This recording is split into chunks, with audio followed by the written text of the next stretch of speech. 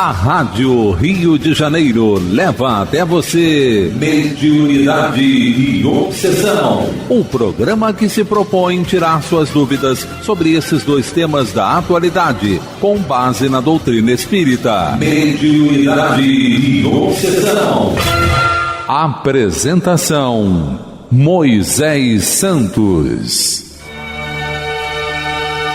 Caríssimos ouvintes da Rádio Rio de Janeiro, eu sou Moisés Santos e esse é o programa Mediunidade e Obsessão. E através das ondas fraternas da Rádio Rio de Janeiro, mais uma vez estamos juntos nessa proposta de busca por entendimento de valores.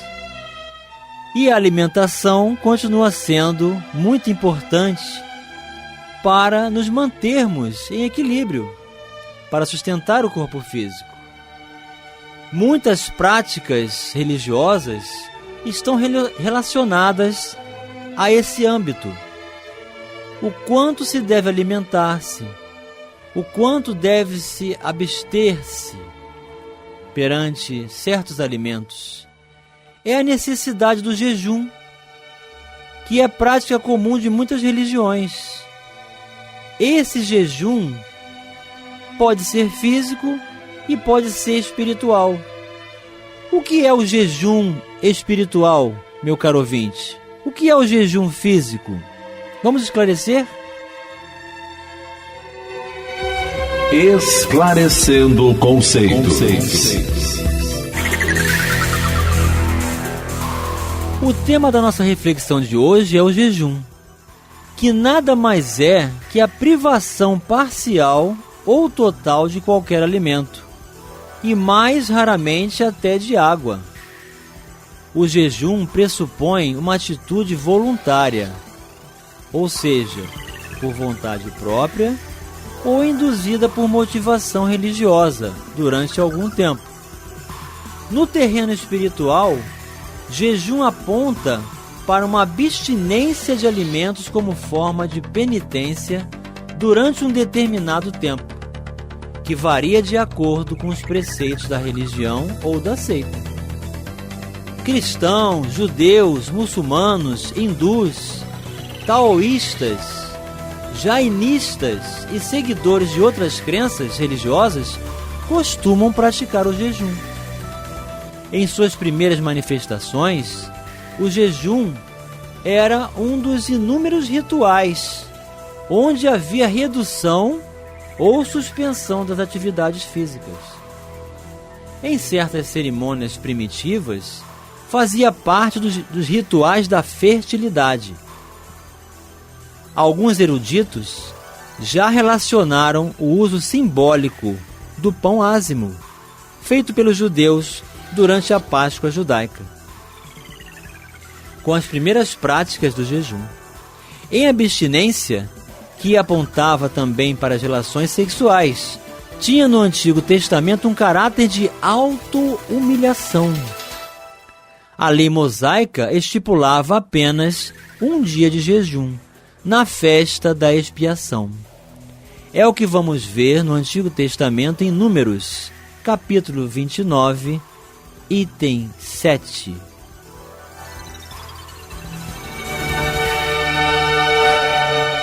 E o que o Evangelho tem a nos dizer sobre o jejum e oração, meu caro ouvinte?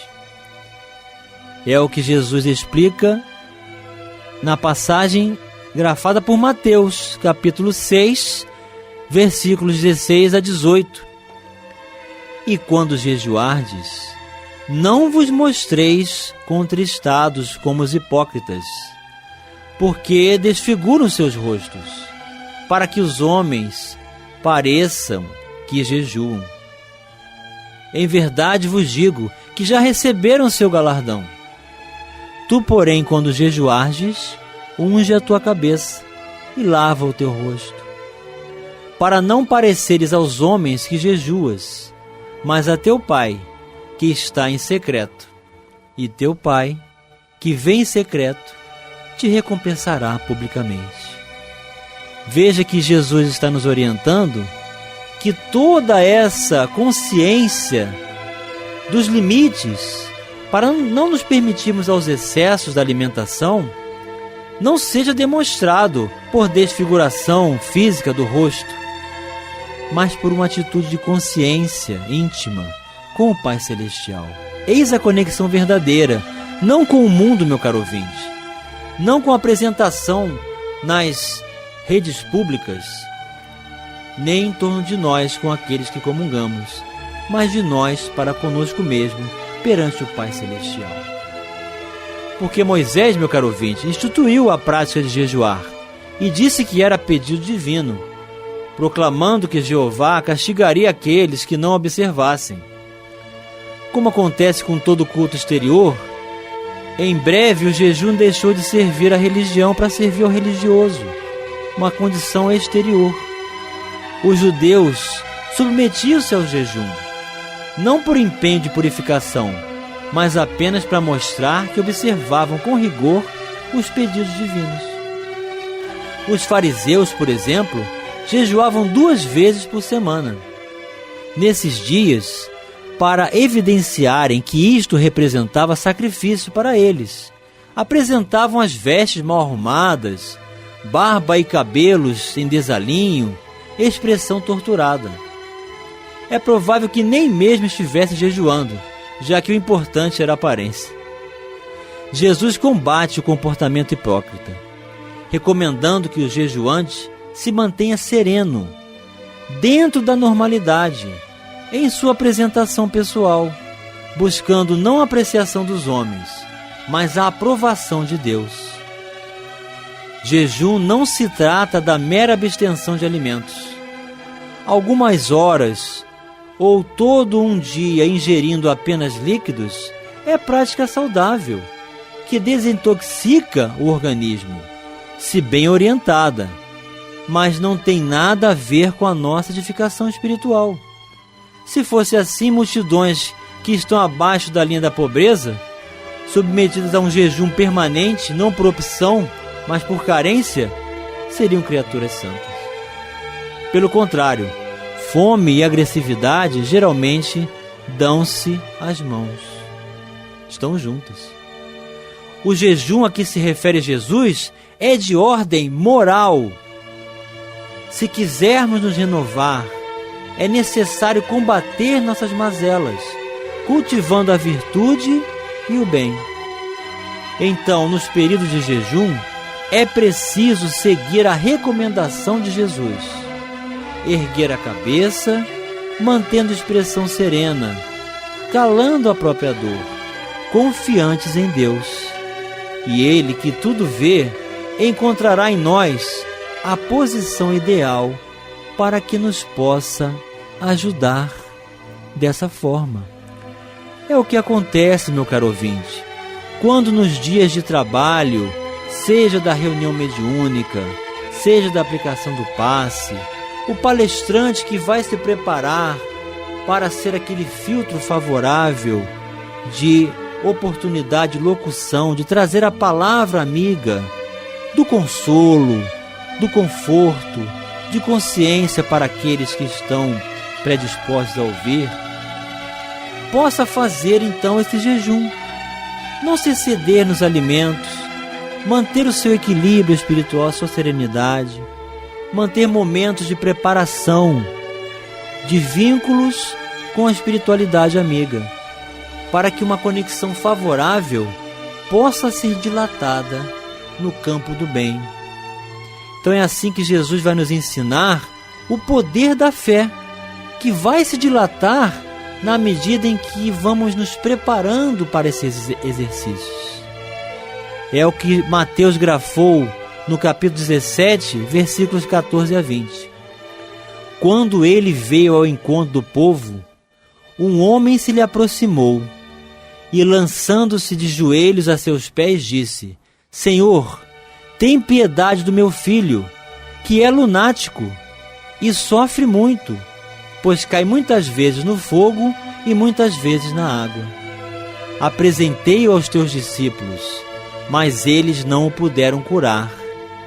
Jesus respondeu dizendo: Raça de incrédulos e depravados, até quando estarei convosco? Até quando vos sofrerei? Trazei-me aqui esse menino. E tendo Jesus ameaçado o demônio, este saiu do menino, que no mesmo instante ficou são. Os discípulos vieram então ter com Jesus em particular e lhe perguntaram: por que não podemos nós expulsar esse demônio? Respondeu-lhe Jesus: por causa da vossa incredulidade. Pois em verdade vos digo que se tivesses a fé do tamanho de um grão de mostarda, direis a essa montanha: transporta-te daí para ali, e ela se transportaria, e nada vos seria impossível. Esta casta de espírito não pode sair senão por meio de oração e jejum. Foi o que grafou em Marcos, capítulo 9, versículo 29, sobre a mesma condição, o mesmo estado de preparação.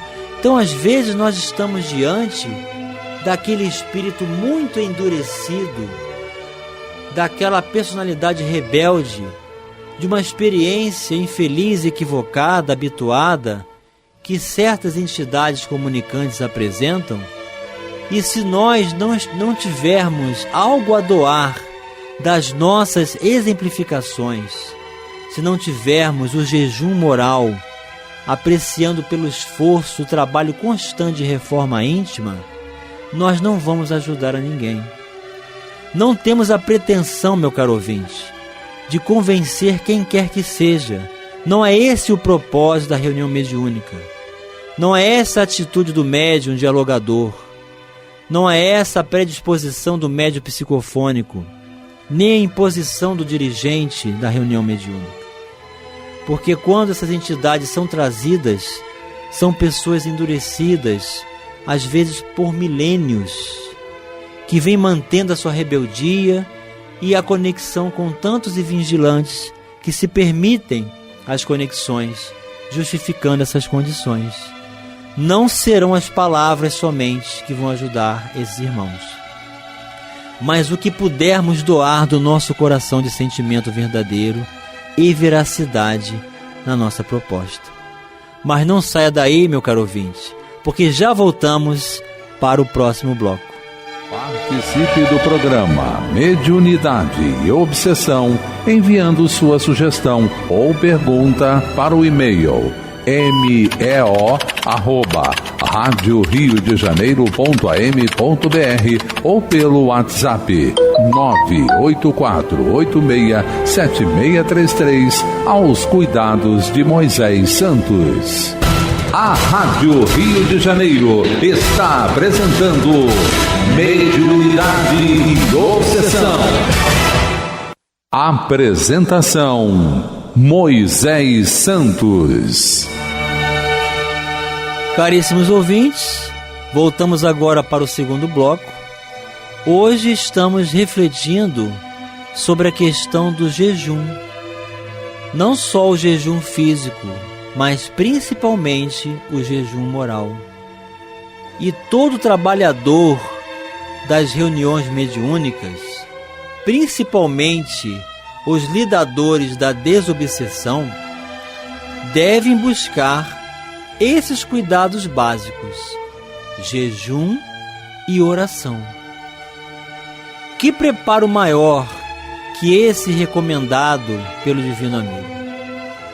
Jejum das paixões, meu caro ouvinte, dos vícios, de tudo que é sombra em nós e ao redor de nós. Jejum e oração. Quando houvermos conseguindo atingir a plenitude desses ensinamentos, conosco ter-se-á reabilitado toda a humanidade. Quem se dedica ao trabalho desobsessivo já está conscientizado de que se deve preparar permanentemente para tal mistério. Não é só no dia da reunião não, meu caro ouvinte. Nós temos que observar os nossos passos, as nossas palavras, as nossas escolhas, os nossos interesses, porque a espiritualidade nos enxerga com olhos muito mais amplos do que possamos imaginar. Somos acompanhados por uma nuvem de testemunhos. Não nos cabe ter duas caras.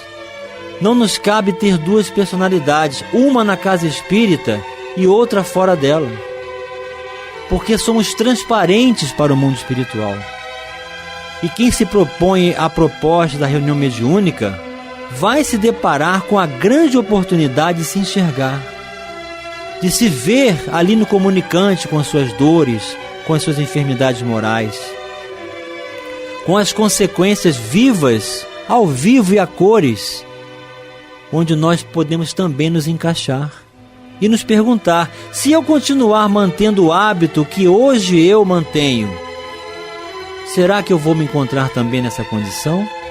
Então ainda está em tempo. Não que sejamos privilegiados, não que estejamos em posição de superioridade, não. Isso não existe em doutrina espírita, nem deve existir em nosso movimento espírita. Mas é fundamental que esteja cônscio, cada um de nós, das próprias responsabilidades, já que esse labor requer, sim, meu caro ouvinte, especialização, trabalho, esforço, conscientização, trabalho do bem,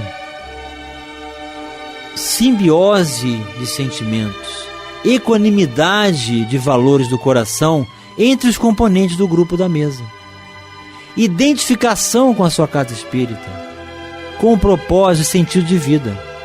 A preparação não exige um curso específico, não exatamente. Antes é um conjunto de requisitos, como aliás acontece com aquele que trabalha na evangelização infantil, como orador espírita. Citamos a integração no centro espírita, onde se vincula estudo metódico e progressivo da doutrina, larga experiência em trabalhos mediúnicos e, sobretudo, como recomenda Kardec, inquebrantável esforço pela sua transformação moral.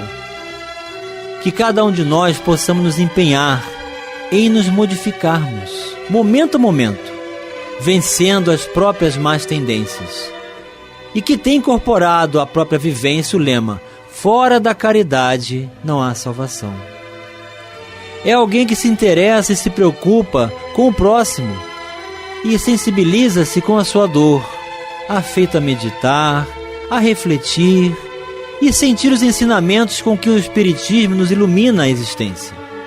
É, enfim, alguém votado às coisas mais elevadas e que está conseguindo se desligar dos interesses imediatistas do mundo. Mas para conseguir o seu intento, urge que se esforce por viver o Espiritismo, tal como preconiza Leon Denis, quando diz: não basta crer e saber, é necessário viver a nossa crença, isto é, fazer penetrar na prática cotidiana da vida os princípios superiores que adotamos.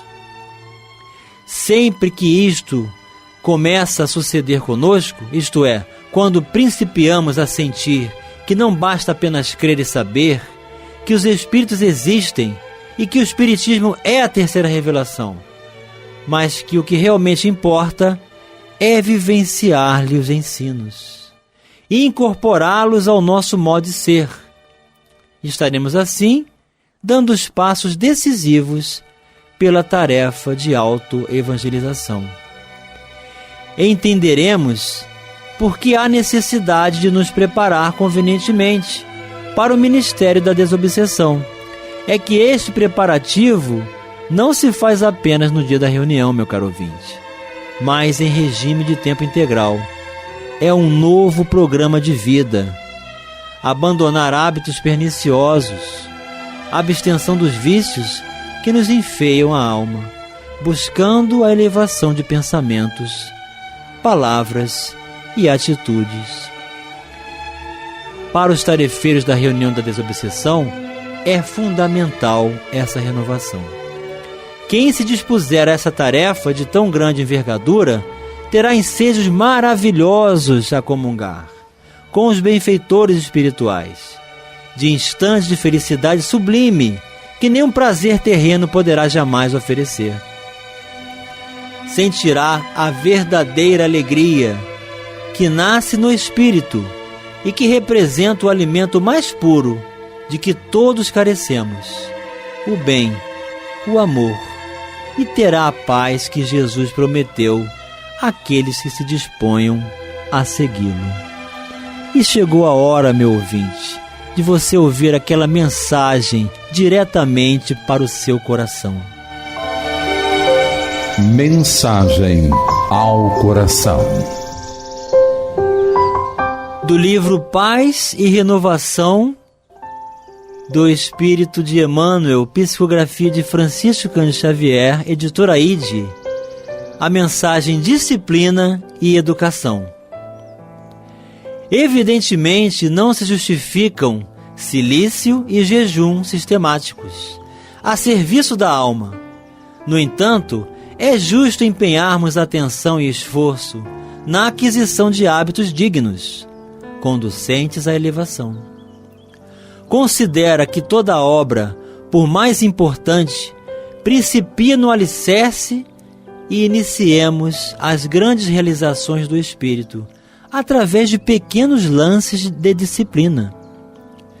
Tanto quanto possível, aprende a te desprenderes dessa ou daquela porção de ti mesmo, ou daquilo que te pertença, a fim de ajudar ou facilitar alguém. Não desprezes a possibilidade de visitar os irmãos em doença ou penúria, pelo menos uma vez por semana, de maneira a levar-lhes consolação e refazimento. Em cada 7 dias, qual ocorre ao impositivo do descanso geral, destaca um deles para ingerir o mínimo de alimentação, doando o necessário repouso aos mecanismos do corpo. Semanalmente, retira um dia para o trabalho de vigilância absoluta no próprio pensamento e no próprio verbo, mentalizando e falando exclusivamente no bem dos outros. Em cada ciclo de 24 horas, separa diminuta área de tempo, quando não possas fazê-la mais ampla, para estudo e meditação, silêncio e prece. Faze, por dia ou por semana, um horário de serviço gratuito em auxílio aos companheiros da humanidade. De certo que não estamos generalizando recomendações, de vez que todos conhecemos criaturas quase que inteiramente devotadas ao bem do próximo. Ainda assim, apresentamos o assunto de nós para nós mesmos, porque toda educação parte da disciplina, e para que nos ajustemos à disciplina, nesse ou naquele setor da vida, será sempre, invariavelmente, preciso começar. Emmanuel aos nossos corações, meu caro ouvinte. É preciso começar. O pequeno passo que vamos dar na construção do hábito, ele se dá com a dinâmica de quando nós saímos de nós mesmos e pensamos no outro, e pensamos de ir ao encontro da necessidade alheia, para experienciarmos quantos conseguem superar condições em que nós, em nossos limites, talvez não estejamos sabendo superar. Mas alguém já apresentou experiência e exemplo. Isso é estímulo de vida. Isso é conexão com a proposta do bem. Fazer aos outros o que gostaríamos que fizessem a nós. Toda a proposta de reforma da sociedade se encontram nas simples palavras do Mestre Jesus. Que elas possam ser o nosso lema, meu caro ouvinte. Que elas possam estabelecer diretrizes seguras no sentido das nossas vidas, para que nesse jejum e prece e oração, em refazimento às condições do necessário, excluindo o supérfluo das nossas vidas, não nos permitamos aos abusos, aos excessos, mas tão somente as condições naturais da nossa manutenção natural de vida. Que a luz do Pai Celestial, a substância do amor divino, seja o alimento maior de nossas vidas, nas responsabilidades do zelo, também perante ao corpo físico. Muita paz, muito amor em sua vida, meu caro ouvinte. Um grande abraço e até o próximo programa.